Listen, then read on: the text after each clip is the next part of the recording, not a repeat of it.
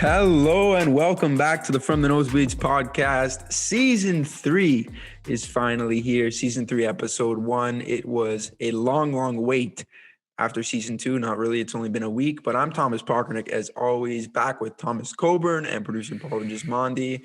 Coburn, what's going on? Tell me how you're feeling for this big season 3 reveal.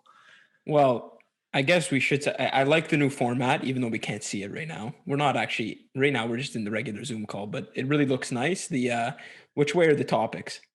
This way? I don't know. I don't know what's going on. I'm going to say they're this way or they're that way. You know what? If you're listening on Apple Podcasts or Spotify or Google Podcasts, you have no idea what you're talking about.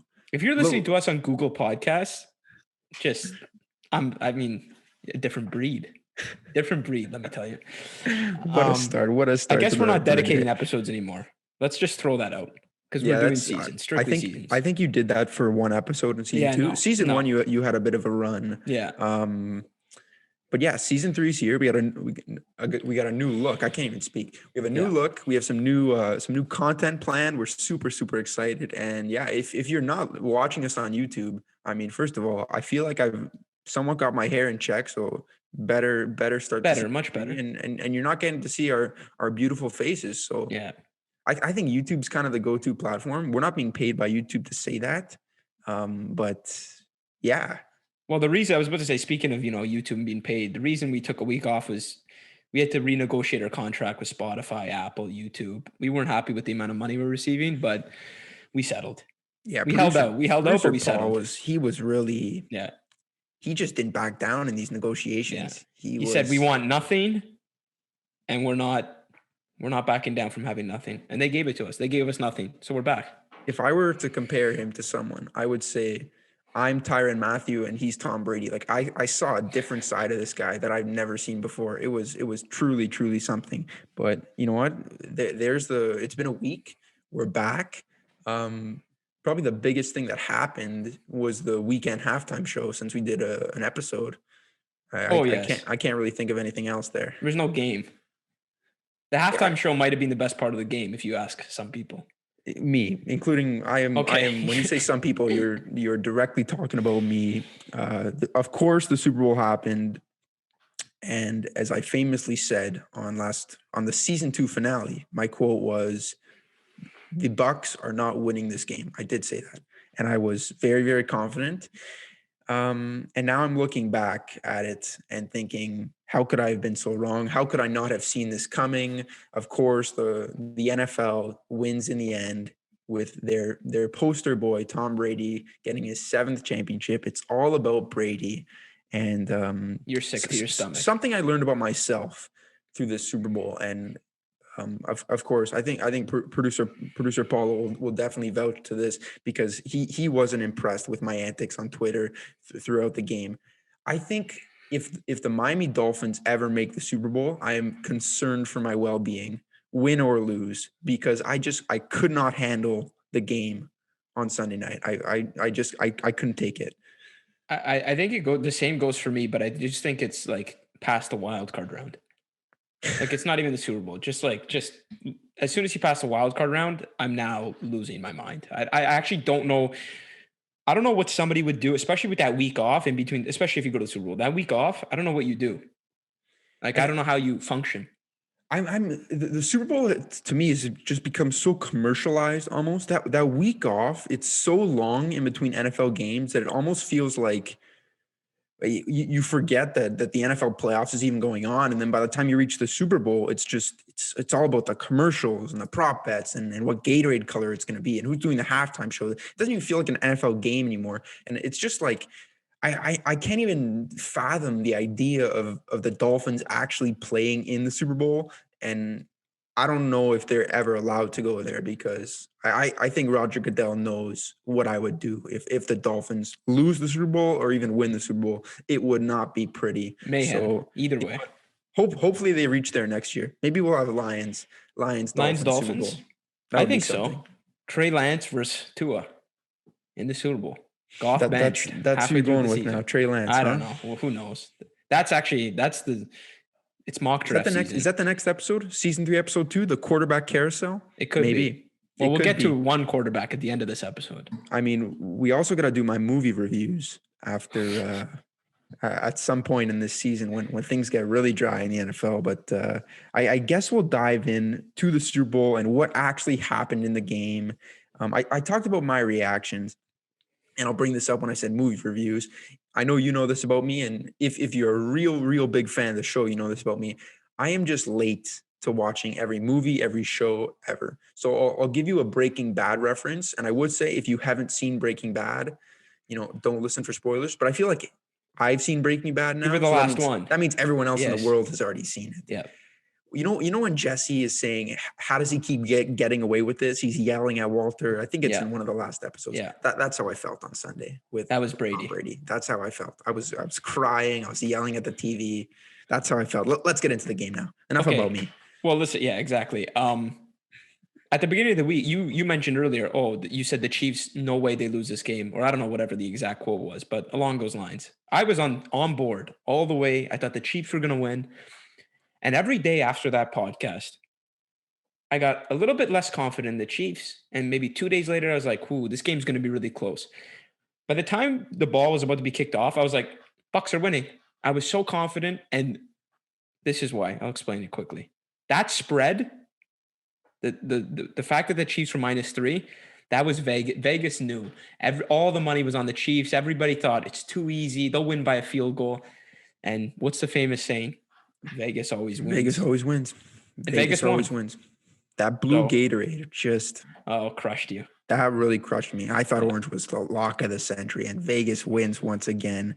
Yeah, you talked about how you kind of swayed your opinion throughout the week. And of course, I was on board. Chiefs. I was more so picking with my heart. The one thing I did say on last week's podcast, season 2 finale, by the way, when I watched the Bucs play the Packers in the NFC Championship, the Packers had an offensive line that was really hurt by injury, of course, missing David Bakhtiari, and the Bucs just feasted on them. Just feasted on Aaron Rodgers. I think Shaq Barrett had 3 sacks alone. When I watched this game, I went into the game. My only worry was that Chiefs O-line. They're missing Mitchell Schwartz, all-pro right tackle, Eric Fisher, Pro Bowl left tackle. That was a big worry for me because I know how good that Bucs pass rush can be. And that's exactly what the story of the game was. Mahomes threw 49 passes, and he was pressured 38 times in this game. I think Tom Brady was pressured 5 times. Mahomes ran for 497 yards after the snap, scrambling. And I know part of that was on him because it got to the point where it was a blowout and he just needed to make plays. The pocket collapsed and he just started running around like a chicken with his head cut off. But what I saw was the Buccaneers defense just completely dominating the Chiefs. And I know we'll get into who you think should have won MVP in a second, but I am completely on board with you in that. And why I'm so disappointed is because this is being spun into Tom. This is being spun. Excuse me. Sorry, I'm a little spun right now. Yeah. This is being spun into Tom Brady, 7 Super Bowls, the GOAT. You know what? You can say this and that about Brady. I honestly don't think this game did anything to his legacy. I mean, it's already hard to argue that he's anything but the GOAT just because of his accomplishments and his longevity. But there's going to be a day where I think Mahomes personally will get up there in Super Bowls. If he gets 5, if he gets 6, I don't know if he's necessarily going to get 7. It seems impossible to me. But and people are going to use this game to argue that this is why Brady will forever be ahead of Mahomes. And to me, I just felt like this game was truly Patrick Mahomes up against the Buccaneers defense, and it was that's the story. Don't spin this into a Brady versus Mahomes because Brady didn't outduel Mahomes in some crazy blowout game. That's just not what happened.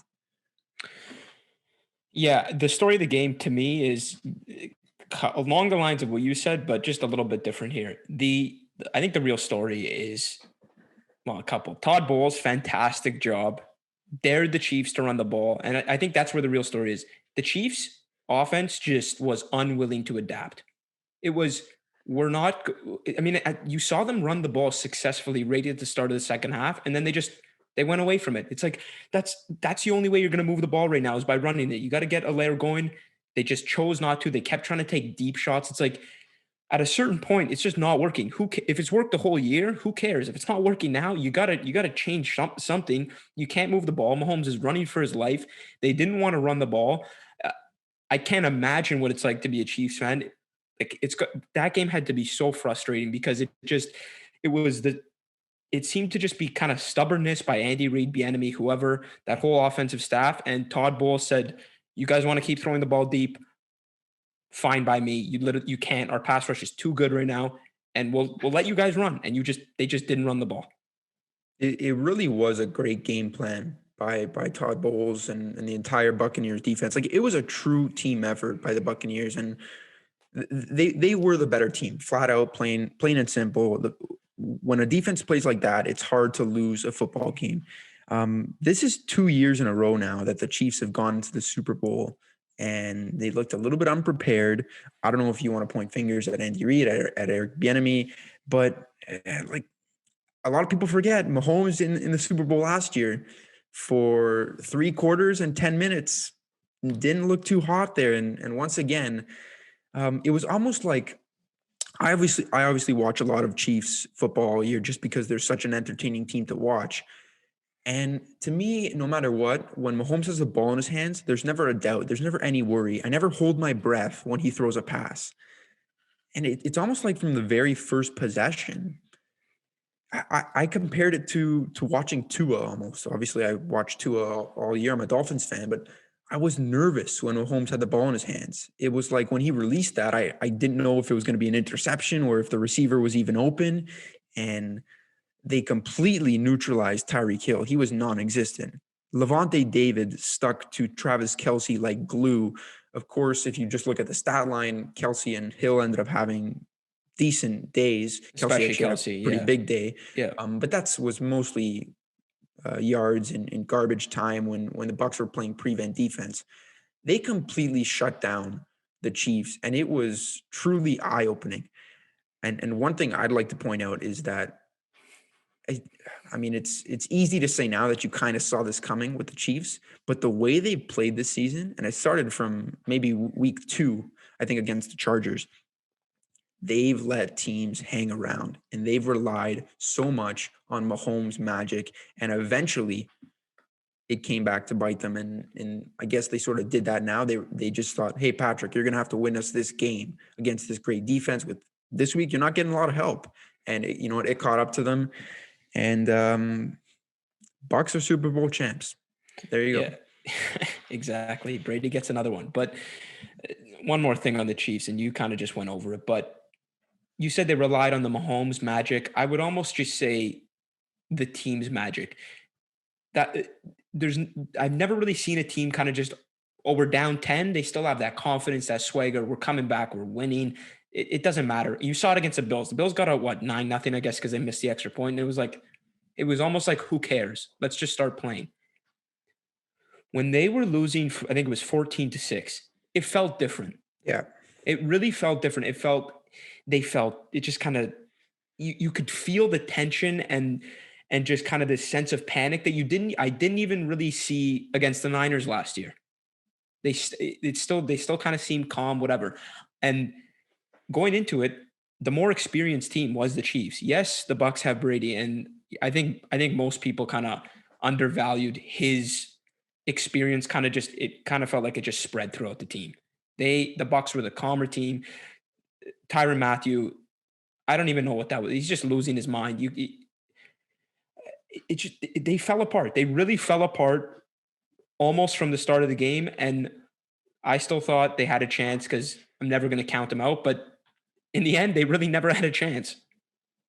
Listen, on that whole Tyrann Mathieu thing, I, for one, really wasn't happy with some of the calls in the first half. I thought both those pass interference penalties were incredibly weak. I thought even the holding on Mike Evans, which led to a Tyrann Mathieu interception, was very weak. And 14 points came out of that ultimately. Now, of course, the way the game ended, people can say, the Chiefs offense only scored 9 points. What does it matter? I think that's big. And I think the Chiefs really found themselves frustrated because of those calls. And I talked about this because in the Bucks-Packers game, in the Chiefs-Bills game, the refs seemed to let everything go except for that last call in the Bucks-Packers game that ultimately favored the Bucks once again. And I value consistency. If you're going to let them clutch and grab and hold, let everything go. If you're going to call everything. But for a championship game, NFC and AFC, to be officiated the way it was, and then in the Super Bowl, every single bit of contact, even with uncatchable passes, which I truly believe at least one of those, if not two of those pass interference penalties were uncatchable balls, those flags should not have been thrown. Now, in the end, does it really matter the way that Bucs defense played? Who knows? But I still feel like it would have been a different game. I at least would have liked to see the Chiefs almost get a bit more of a fair shot. But with what you're saying, Chris Jones was losing his cool. Tyrann Mathieu was losing his cool on the big stage in the Super Bowl. You can't do that. And like I said before, the Bucs were the better team in this one. But I was very, very, I guess I'll plug once again. If you were following me on Twitter, I was very disappointed with some of those calls in the first half. Yeah, I couldn't disagree more. The calls don't matter. It was 14-6. Those calls directly granted the Buccaneers. No, but it doesn't matter. Points. It's 14-6. It's 14-6 in the first half. It's not at the end of the game. It's 14-6 in the first half. There's so much game left. Go win it. If you're the better team, you go. That's why the flags mean nothing to me. And yeah, I wanted the Chiefs to lose. And yes, I was laughing at watching them burn on national TV. But in the end, those flags don't matter. I'm sorry. I don't know how anybody, if they don't matter. They don't matter. It was too early. And the Chiefs were still in it. It's not even like if it was 3 possessions, I might give it to you. But 2 possessions, 14-6 at halftime felt like 35-3. It was. It wasn't 14-6 at 14-6 at halftime. 21-6. It was 21-6 at halftime. Because they lined up offsides. Yes, but that was from the Tyrann. If that should not have even happened because Tyrann Mathieu intercepted Brady already just before that. It's the whole. You know what? It gave me flashbacks of D Ford from a couple of years ago, and it was just like, here we are. The yellow flags come out, bail out Brady once again. You know what? I'll say this though: if it was the other way around, if the Bucs were completely, if they had their legs cut out with the yellow flags like the Chiefs did, I would be sitting where I am and saying to you, it was the first half. It doesn't matter. There was still so much game time. If you're the better team, go out and win it. And you would be saying that is complete garbage. So no, I wouldn't. I have been consistent. Our biases. No. I've been consistent. I don't buy this right now. I've been consistent throughout almost every team. Is that I don't believe there are that many games that are truly where the refs cost the game. And I've said this with how many times it's happened with the Lions. Except for Super Bowl 55. And I don't I don't make excuses. I don't think the refs lost it for the Saints. Shout out Saints fans. Probably just made them really mad. We've had that discussion. We've had that discussion. You get the ball to start overtime, you go score and it's over. You have Breeze. But they shouldn't even be in a position where they need to do that. It doesn't matter. Go win. You got the ball. That's it. You could spend 3 podcasts on that topic, and we could just have Saints fan join and yell at me. But say this. So we're recording on Tuesday today, which means I've had about 48 hours, a little less, to calm myself down on this topic. We should have recorded right after. If we recorded at Sunday night at 10:30, I don't know how long into the podcast we are right now, maybe 20 minutes or so. The whole first 20 minutes would have been me ranting and crying about those yellow flags. And I would have been laughing. Sunday night, I was just not in a mood. I couldn't believe it. I could not believe what was happening. I just felt like I watched how many games every week, all in build up for the Super Bowl, just to see this go down. And it was just like every single play they were throwing one. I think the penalties were 9-1 in the first half. We talk about this all the time in other sports. For example, I know we don't talk about hockey on this podcast, but when a ref makes a bad call on one team, they kind of go back and reward. They try to even it up. Make on up calls, team. yeah. And 9-1 in penalties, I'm sorry, was just like, I feel like Tom had to say to them, hey guys, be careful. Don't make it too obvious. But thanks for building us up this lead here. That was very nice. No, I disagree. Tom wins his 7th. Tom's he's the greatest of all the greatest. He's at the top of Mount Rushmore. He's on top of Mount Rushmore. There's never been an athlete that's greater than him. That's another discussion we could have. But what about Bill Russell? It's basketball. Basketball's a joke of a sport. I saw a tweet that said, you can't call yourself the greatest athlete in the world when only 2 countries play your sport. And oh yeah, there you go. That was definitely a soccer fan. Oh yeah, soccer fan. Yeah, I think the world's they game. They whatever. tweeted 2 picture of Ronaldo and Messi, and maybe we'll try to get Ronaldo. That's the worst sports debate. Ronaldo versus Messi. Messi is it's just awful. Do you have a particular side that you're on over here? No. I'm not in terms of like, oh, one is definitely better. I'm just talking about like the garbage that you see on Twitter. It's almost like it's like 2 cults going at it. Like it's worse really than LeBron Jordan. It's definitely worse than LeBron Jordan. Like these guys get very defensive about. Yeah. I don't know. There's some big LeBron guys out there that will really, go. I think there's more LeBron fans out there now than there's Jordan, especially on Twitter. That would make sense. All the young people. I'm gonna have to start one of these for. There's gonna come a time when it's this Mahomes Brady thing, and you know who's gonna be at the front of that line? This guy right here. Yeah, what's your argument? He's gonna have 1 ring. I saw this this Instagram post that compared Russell Wilson to Patrick Mahomes, and first year they both lost in the playoffs.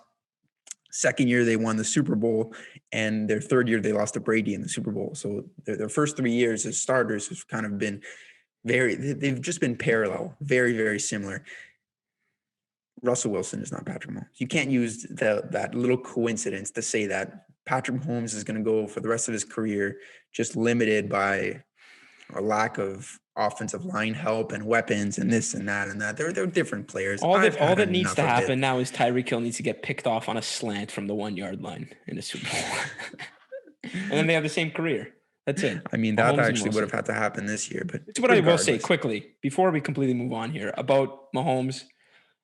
Up until this game, if you would ask me, I would say the most talented, gifted quarterback ever is Rodgers, or that I've seen, because Troy Aikman. I don't know. I didn't watch him play. But definitely the most talented, most gifted quarterback is definitely Mahomes. Like I admit it. Not the greatest. Look at not this the guy. greatest. Get the Mahomes jersey in the cart. I think I might have to hang one up over here. Well, quickly, speaking of jerseys, I let the fans know. I did order a Stafford jersey, the old one. Stafford Rams? No. Stafford Lions. I might get a Stafford Rams jersey, which could be a segue into our next little segment on the podcast. There you go. What a segment. Quick question about this. Is it the old jersey, like the old Lions jersey when they used to have like the black cage or? No, not like, okay. You know the jersey, their new jerseys that they came out maybe 3 years ago, the one before that. Oh, okay. Retro. A little retro. Back when 50% off. Why not?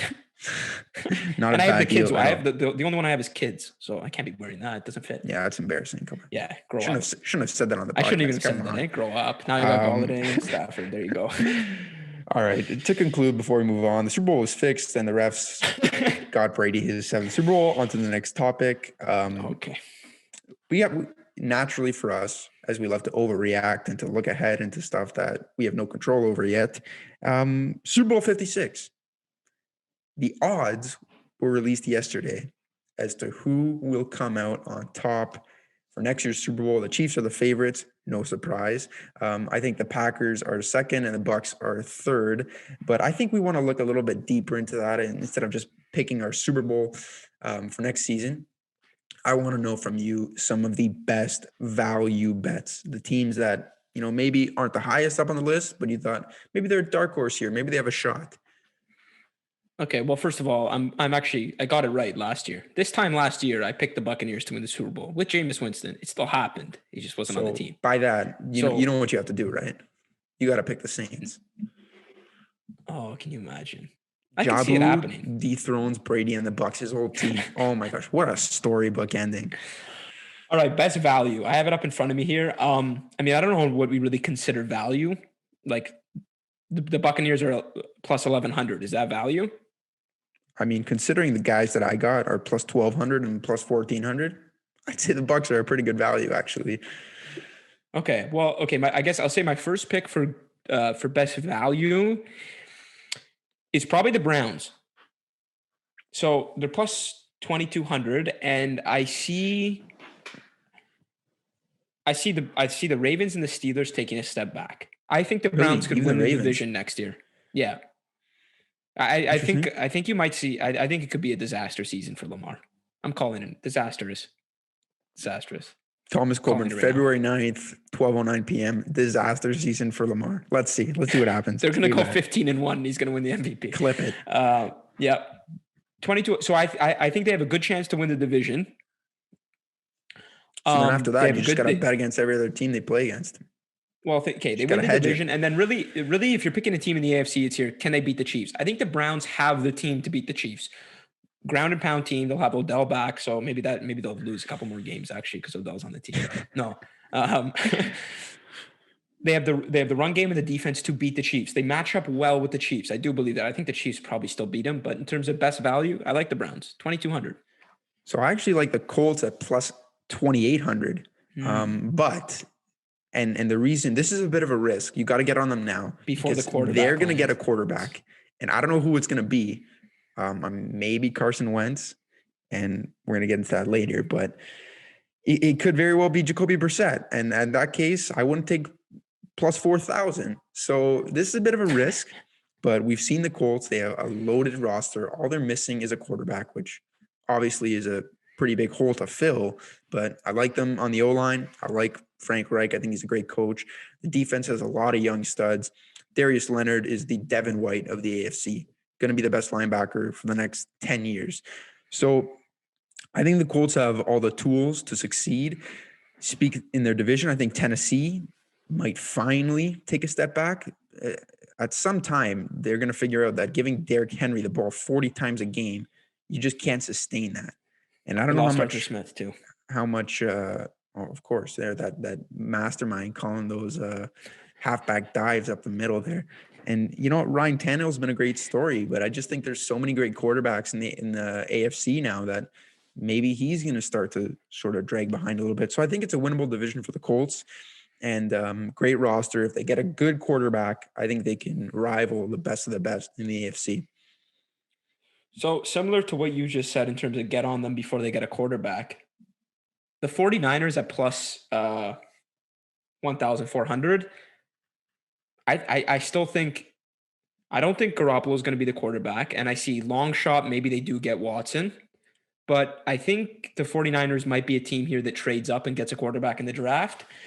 And if their quarterback hits and in Kyle Shanahan's offense, it's like, that's probably your best opportunity to be successful.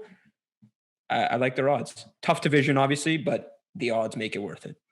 So you actually took the 49ers right off my sheet. I had them written down at plus 1,400. I was really liking those odds. But I guess I'll call a bit of an audible here. I also had the Rams written down, but I feel like, they're plus 1,200. The Bucs just won the Super Bowl. They're plus 1,100. I like the Rams to have a great season. It's not the best value, though. So I'm going to go a little bit more off the board. The Los Angeles Chargers, they're at plus 2,800. This is a team that has a very, very balanced roster. Defense, guys like Derwin James missed a whole season last year. He'll be back, and he is one of the best safeties in the NFL. Anytime you have Joey Bosa, Melvin Ingram, guys like Casey Hayward, Chris Harris, they have some real players on the defensive side of the ball. I like that defense to take a big step.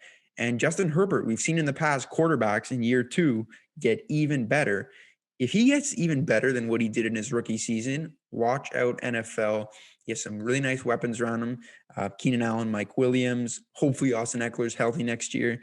And I think they're picking around, I don't think they have a top 10 pick, but they have a decent draft pick that they're going to be able to upgrade their roster. So I really like the Chargers to take a step, push for a playoff spot in year 2. Brandon Staley, I think, will do well. The only worry I have is it's not a very winnable division with the Chiefs, but at plus 2,800, I like those odds. Yeah, I don't hate it, especially. I mean, that is the only thing is obviously you're worried about the Raiders finishing first, and I mean the Broncos and too, the Broncos too. Brock, Yeah. Jerry Judy, Yeah, you don't know. Yeah, they could have had Stafford, but it's a good trade. They should have kept Locke. He's much better.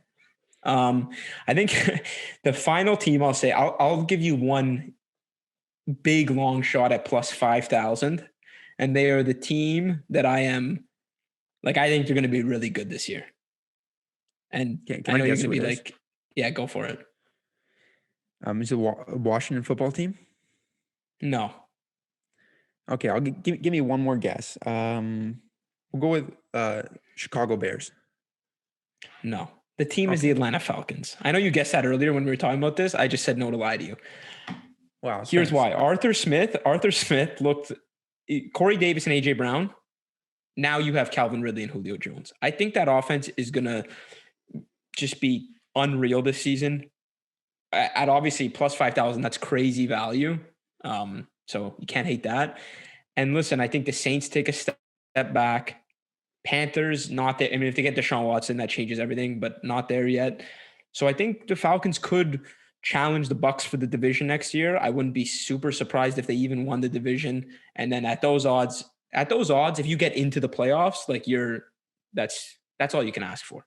And the NFC's kind of shaky. So who knows? It is shaky. I think there's going to be a lot of turnover with guys like Breeze retiring and just Rodgers, Brady, all these guys. They're not getting any younger. I know they continue to defy the odds, but still, there is going to come a day where there's some turnover. But man, I got to say this to you, young grasshopper, you have not learned what the Atlanta Falcons are all about as an organization. Oh, just wait. I have learned from experience with these guys. And I think I bailed on them this year in week 3 because for the past 3 seasons, ever since they made the Super Bowl, I have said to start the year, they got something this year. They got a lot of weapons on offense. The defense is maybe going to be a little bit better. This, that, Julio Jones, Calvin Ridley. All they do is let you down. This is what the Falcons pride themselves on. Their slogan is "Rise Up" or whatever. I'm not buying it. Arthur I'm not Smith, buying this Falcons. culture changer. Okay, I'll say, you know what? I'll say it when I see it, I'll believe it. But I'll believe it now, when I see it. There you go. I have sworn off investing in the Atlanta Falcons, but those are some of the best value bets we see in. We have all the way until September to change our minds, so we're not locking anything in yet. Let's talk a little bit about the NFL honors that were, of course, Saturday night, the day before the Super Bowl. Not going to sit here and say, "Oh, Aaron Rodgers, he deserved MVP, this, that." I will say this about Aaron Rodgers, though. At least put a suit on, man. I mean, what was that gray shirt that he was wearing? Everyone else was dressed up, and he just seems like he hasn't gotten over that NFC Championship loss. But I wouldn't blame him. Yeah. For not being. Come on, tough loss. We'll do one little bit with the NFL honors. Just, were there any snubs that you think, this guy really deserved better? Yeah, TJ Watt. I think that's kind of the obvious one. I think Donald, as great as he is, I think he kind of just won on his reputation this year. TJ Watt, I think it's fair to say, like, he played better than him. He had a better season than him. It can't be Aaron Donald every year. So I'd say, yeah, TJ Watt, he should have won. So just on that Donald note, I think, first of all, Xavier Howard, 10 interceptions. Like, that happens once every decade. Yeah. So you can give him a shout too. When Donald won, I was kind of like, okay, are you serious? They're just giving it to him because he's Aaron Donald, and they're driving the narrative that he's the best defensive player to ever grace this planet. Then I did some more thinking. Yes, TJ Watt had the better stats, but he also was an edge rusher. Donald is a defensive tackle, defensive lineman. It's harder to generate numbers there. And also, I mean, TJ Watt's a great player, but he plays with Cameron Hayward and Stephon Tuitt and Bud Dupree, just a Steelers defense with a lot of players. And I'm not saying the Rams defense don't have great players. Of course they do, the best defense in the NFL, I think. But nobody generates the attention that Aaron Donald does. I'm talking double teams, triple teams on every play. And the fact that he still generates the numbers that he does, I'm okay with him winning Defensive Player of the Year. Not that I don't see the argument that TJ Watt or Xavier Howard got snubbed, but I was okay with Aaron Donald. For me, it was Coach of the Year. And this may be my bias showing. I think Brian Flores deserved it, but I'll go even further. I think if Flores didn't win, I even think McDermott was more deserving than Kevin Stefanski. Let's face it, the Browns were 7-9 a year ago, and were considered a massive disappointment. Yeah, it's great that he coached that talent together and got them to the playoffs, but I just think what the Dolphins did was very, very impressive. I know they missed the playoffs. I don't think the award should be judged off of one game. And the Bills, the steps that Josh Allen took this year, that offense, that defense, the Bills were in the regular season second best team in the NFL this year. So I would have gone someone other than Stefanski. Yeah, no, I do agree. I think Flores should have. I think Flores should have won it just because I don't think any team in the league took a bigger jump. The Browns did take a significant jump. I'm not going to deny that, but I do think, like you said, the roster was really good last year and they kind of underachieved. Dolphins went from legitimately a bad team to a playoff contender in basically one season. So that was pretty impressive. Yeah, and other than that, I think everything was pretty much went as expected. Hall of Fame inductions came in. A couple guys on the first ballot. I know your guy Megatron There you go. got in there. Crazy that I think he's 36 years old, which is he's already in the Hall of Fame.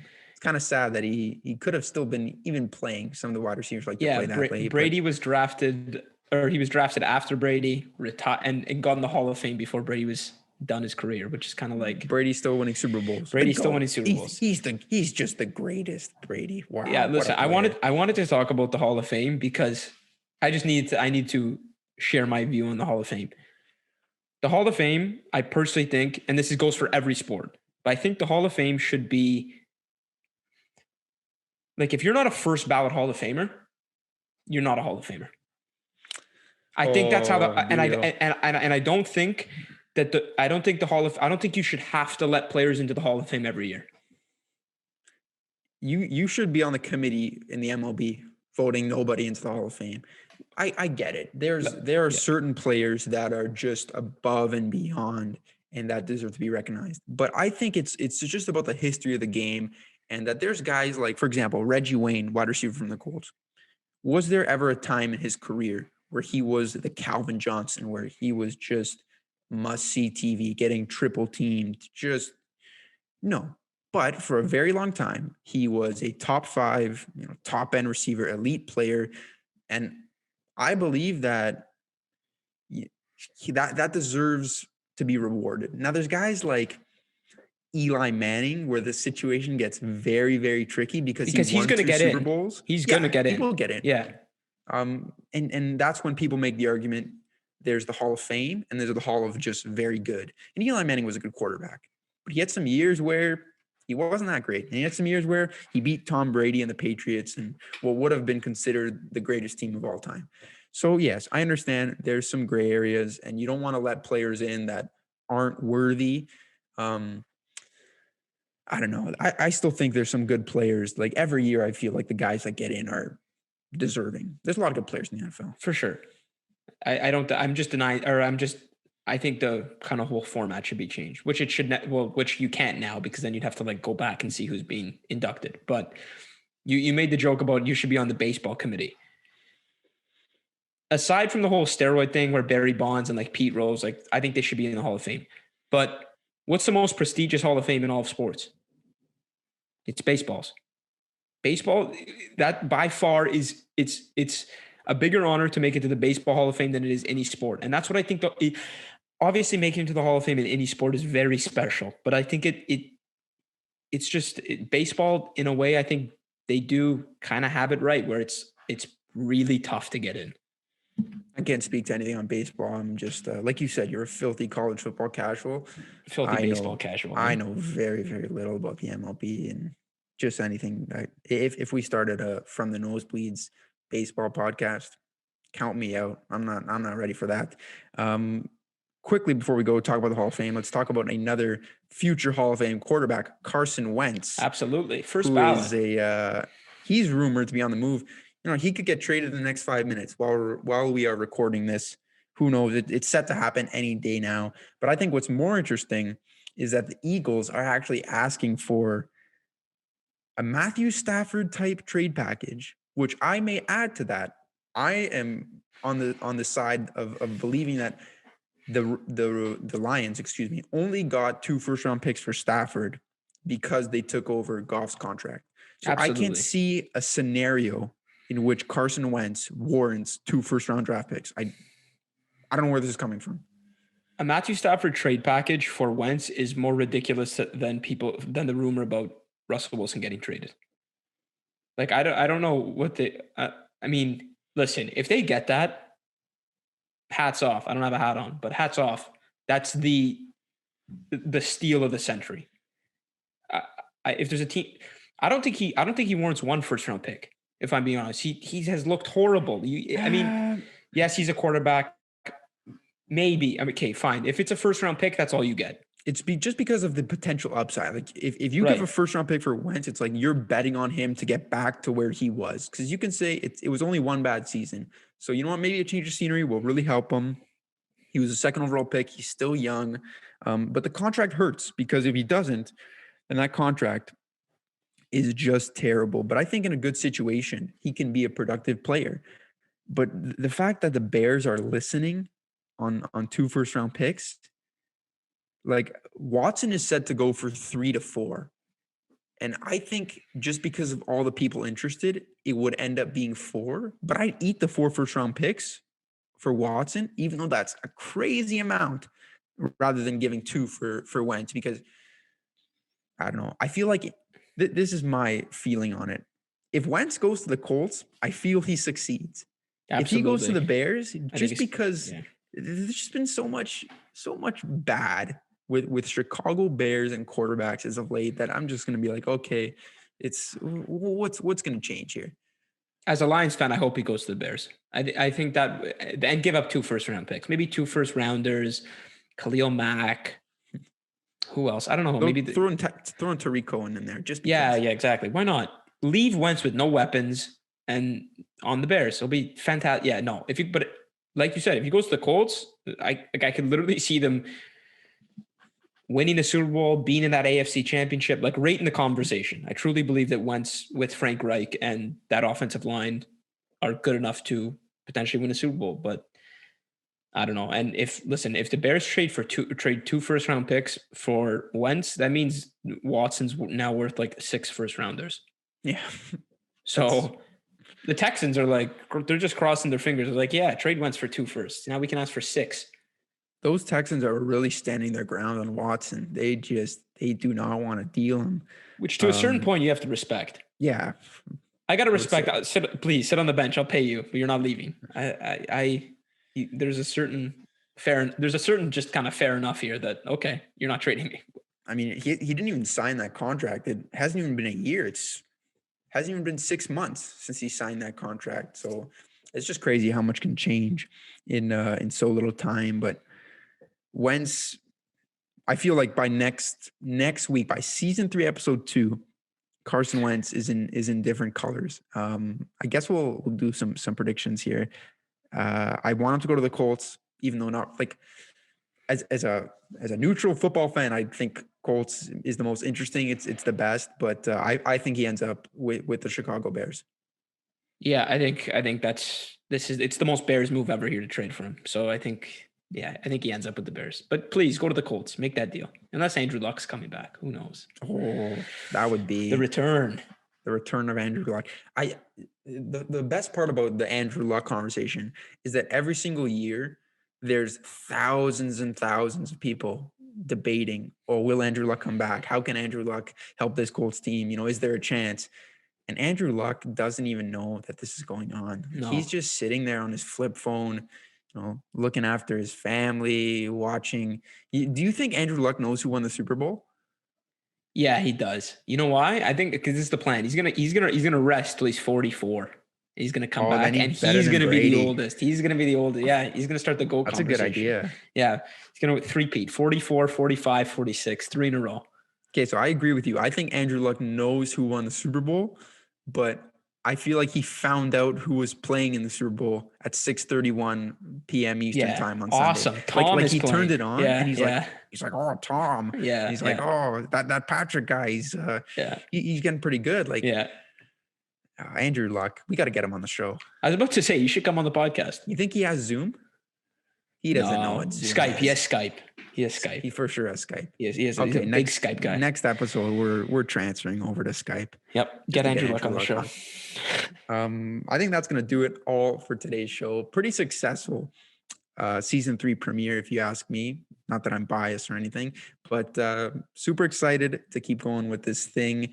Make sure to follow us on or listen and subscribe on Apple Podcasts, Spotify, Google Podcasts, wherever you get your podcasts, or like and subscribe on YouTube. We really, really appreciate it. And follow us on Instagram as well at fromthenosebleeds.pod. That's all I have to say for today. I know you always have something to add, so I'll let you close this off here. Well, I think you said it because you always forget to say like and subscribe. That's smart. So I'll say turn on post notifications. There's always something extra. I think that's asking too much. Okay, listen. How about this week? Much. This week you like and subscribe, and then next week you turn the notifications on. All right, take it easy, guys. We will see you for episode 2 next week. Have a good week, guys.